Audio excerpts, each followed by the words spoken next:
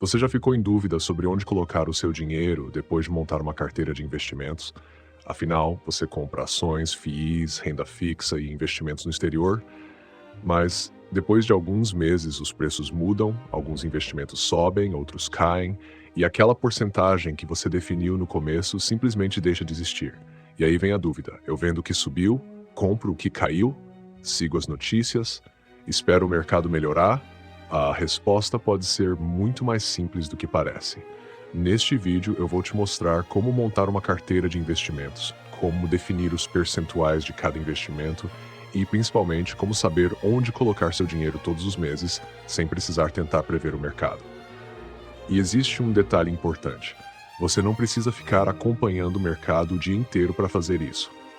Olá, eu sou Cole Rausch, tenho certificação em empreendedorismo e experiência em finanças. E hoje eu quero te mostrar de forma prática como funciona uma carteira de investimentos de verdade. Porque uma carteira não é simplesmente uma lista de ações, FIIs ou outros investimentos. Ela precisa representar uma estratégia. E para isso nós vamos passar por 3 pontos. Primeiro, você vai entender o que realmente é uma carteira de investimentos e como ela funciona. Depois, eu vou te mostrar como utilizar essa carteira todos os meses através do rebalanceamento. E, por último, nós vamos entender como definir os percentuais da sua carteira de acordo com seus objetivos. Tudo isso sem precisar ficar tentando descobrir qual investimento vai subir amanhã, sem precisar acompanhar cada notícia do mercado e sem transformar seus investimentos em uma segunda profissão. Então fica comigo até o final, porque essa última parte pode mudar completamente a forma como você pensa sobre seus aportes. Se você já passou pela situação de olhar para sua carteira e pensar, e agora? Onde eu coloco o dinheiro que eu tenho para investir este mês? Você não está sozinho. E talvez o maior problema não seja nem escolher bons investimentos. O problema começa depois que você escolhe, porque o mercado muda. Uma ação pode subir, um FII pode cair, o dólar pode variar, a renda fixa pode continuar rendendo. E pouco tempo depois, a carteira que você montou já não está mais exatamente na proporção que tinha planejado. E é justamente aqui que muita gente começa a tomar decisões emocionais. Vê um ativo subindo e quer comprar mais, vê outro caindo e quer fugir. Lê uma notícia ruim e muda completamente de estratégia. Só que existe uma maneira muito mais racional de lidar com isso. E foi justamente para resolver esse problema que surgiu toda a lógica por trás da diversificação e do rebalanceamento de carteira. A teoria moderna de portfólio, associada aos estudos de Harry Markowitz, ajudou a consolidar a ideia de que uma carteira pode buscar uma relação mais eficiente entre retorno e risco. E aqui está o ponto mais importante: você não precisa reinventar a roda. Existem décadas de estudos e experiências que podem ser utilizadas para construir uma firma, e há 3 benefícios começam a aparecer: mais segurança, menos tempo gasto acompanhando investimentos e potencialmente melhores resultados. Vamos começar pelo básico. Uma carteira de investimentos nada mais é do que um conjunto de ativos que representa a sua estratégia. Só que existe uma segunda parte fundamental. Não basta saber ter. Você também precisa em cada um deles. É isso que chamamos de percentual objetivo. Imagine, por exemplo, uma carteira com 30% em renda fixa, 20% em ações, 20% em FIIs, 15% em stocks e 15% em REITs. Nesse caso, você não está apenas dizendo, eu quero ter esses investimentos. Você está dizendo, essa é a proporção que quero buscar para o meu patrimônio. E isso muda completamente a maneira como você investe. Porque agora você tem um farol, você sabe para onde está indo. Agora vem a parte mais importante. Imagine que o João tenha R$ 10.000 para investir. Ele definiu 2 no exterior e 30% em renda fixa. No primeiro aporte, ele deu exatamente essas proporções. Até aqui, tudo perfeito. Só que os investimentos não ficam parados. Um mês depois, as ações podem ter subido, os FIIs podem ter caído, o exterior pode ter ficado estável e a renda fixa pode ter valorizado. Consequentemente, as proporções da carteira mudam. E aqui vem a pergunta: o que eu faço no próximo aporte? A resposta não precisa ser, vou comprar aquilo que está subindo, muito menos, vou comprar aquilo que saiu na notícia de hoje. Você simplesmente olha para a distância entre o percentual a investe, onde existe a maior distância para o objetivo. No exemplo do João, os FIIs eixo da proporção desejada. Portanto, o próximo aporte seria direcionado para FIIs. Isso é o rebalanceamento de carteira. E talvez você esteja pensando, mas Kohlrausch, investir justamente naquilo que caiu não é perigoso? Essa é uma ótima pergunta. E a resposta depende de uma condição extremamente importante. Você não está comprando qualquer coisa, simplesmente isso dentro de uma carteira que foi construída com critérios para selecionar investimentos que façam sentido, fundamentos continuam bons. Uma queda de curto prazo pode simplesmente representar uma oportunidade de comprar aquele ativo por um preço menor. Mas existe uma diferença enorme entre isso e sair comprando qualquer ativo que caiu. Você precisa entender a carteira como um sistema completo, e não como uma coleção de apostas isoladas. Aliás, se você está gostando desse tipo de conteúdo mais racional sobre investimentos, já deixa o like aqui embaixo. Isso me mostra que esse é o tipo de conteúdo que você quer continuar vendo por aqui.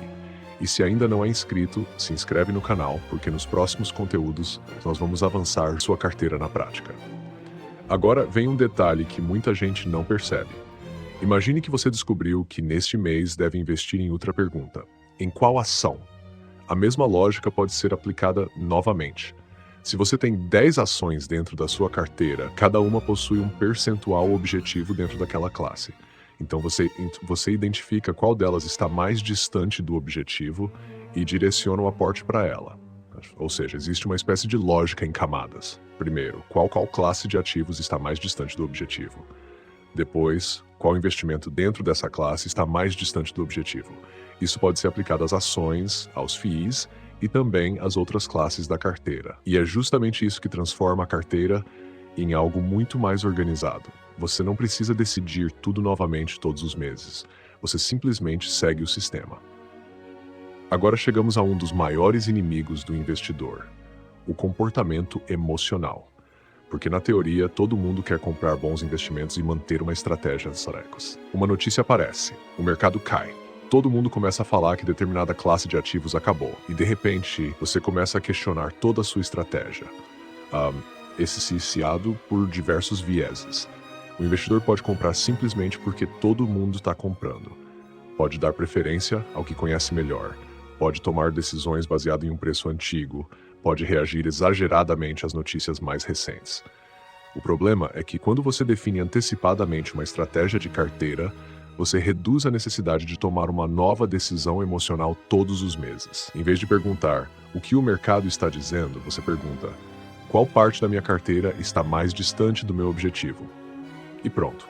Essa mudança parece pequena, mas ela pode fazer uma diferença enorme na sua disciplina como investidor. Agora quero saber de você. Quando você olha para a sua carteira hoje, você sabe exatamente qual investimento deveria receber o seu próximo aporte. Comenta aqui embaixo, eu sei, se você já utiliza algum método para isso, ou não sei se ainda toma essa decisão olhando principalmente para o mercado e dê seu relato. Eu quero entender em qual situação você está. E agora? Mas lembra que lá no começo eu falei que essa estratégia traz 3 grandes vantagens. Vamos voltar para elas. A primeira é a segurança. Quando você direciona os novos aportes para aquilo que está a tendência de concentrar cada vez mais seu patrimônio em uma única classe. Imagine colocar todo o seu dinheiro em FIIs, porque eles estão subindo. Ou colocar tudo no exterior, porque o dólar está subindo. Se o cenário mudar, seu patrimônio fica extremamente concentrado. O rebalanceamento ajuda justamente a evitar que esse tipo de desequilíbrio se torne uma decisão recorrente. A segunda vantagem é o tempo, porque você não precisa transformar o mercado financeiro em uma atividade diária. Você não precisa acordar pensando, será que a Selic vai subir? Será que essa ação vai cair? Qual notícia saiu hoje? Será que agora é hora de comprar dólar? A estratégia passa a ter um processo. E isso é extremamente importante, porque investimento deveria não para fazer você ficar preso o dia inteiro olhando para uma tela. O objetivo é que os seus investimentos trabalhem a seu favor enquanto você utiliza seu tempo com aquilo que realmente importa para você. E existe ainda um terça e da economia de tempo. Os estudos apresentados no material apontam que estratégias de rebalanceamento podem apresentar resultados superiores em determinados períodos e configurações de carteira. Um dos estudos citados no material apresenta uma diferença de aproximadamente 60% no retorno real entre uma estratégia com rebalanceamento e uma sem rebalanceamento. Mas atenção, isso não significa que você vai automaticamente ganhar 60% a mais. O número depende do período, da composição da carteira, dos custos e de diversas outras condições.